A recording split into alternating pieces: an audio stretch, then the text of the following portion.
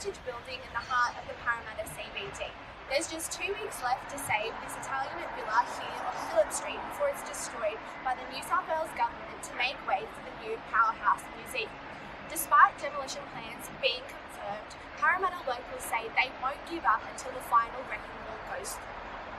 Willow Grove is one of the few heritage buildings remaining in Parramatta. The building is an 1870s Victorian 2-storey villa located at 34 Phillips Street. Willow Grove, along with another heritage building, St George's Terrace at 48 Phillips Street, are being knocked down as part of the New South Wales Government's plan to bring the Powerhouse Museum to Parramatta. But as Parramatta Councillor Donna Davis explains, these buildings have a real significance to the Parramatta community and their story. Those are the only 2 examples of that form of architecture within the Parramatta CBD, and they are actually part of a sense of place on Phillip Street. They actually show the development along with other buildings on that street through the different time periods. A 177-page environmental impact statement produced by the New South Wales Government outlines mitigation measures as an attempt to reduce the devastation caused by the loss of Willow Grove and St George's Terrace. These measures include the preparation of archival photo records and salvaging significant fabrics like facades and brickwork. But Parramatta locals don't feel as though this will do heritage buildings justice.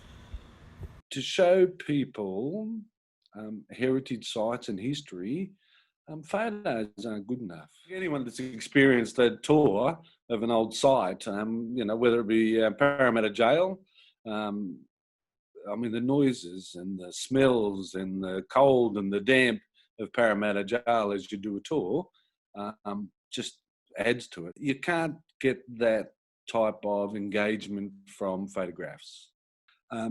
I would hate to see my granddaughter take a perspective of Parramatta out of pictures.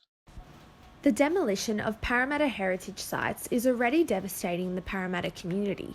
One example of that is the bulldozer edition of the Parramatta Heritage Ride. Usually, it's a pleasant bicycle tour around Parramatta's heritage points.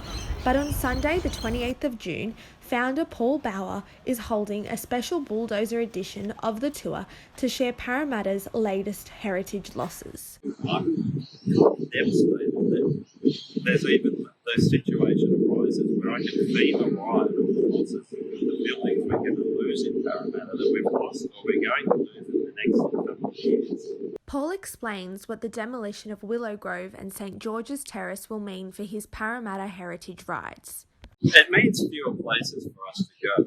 But the tragedy is for Parramatta is that it's not just how it affects plants. It's more than how it affects one ride, it's how it affects the soul of Parramatta, because the government is now setting a precedent where they're true to me and to other people who hold out the heritage standard. They're ripping out the soul of Parramatta to replace it with shiny new buildings, shiny new infrastructure. The public has until July 7th to save Willow Grove and St George's Terrace. Councillor Donna Davis is encouraging formal submissions to make this happen. So the community should be writing a submission to the Department of Planning objecting to the development.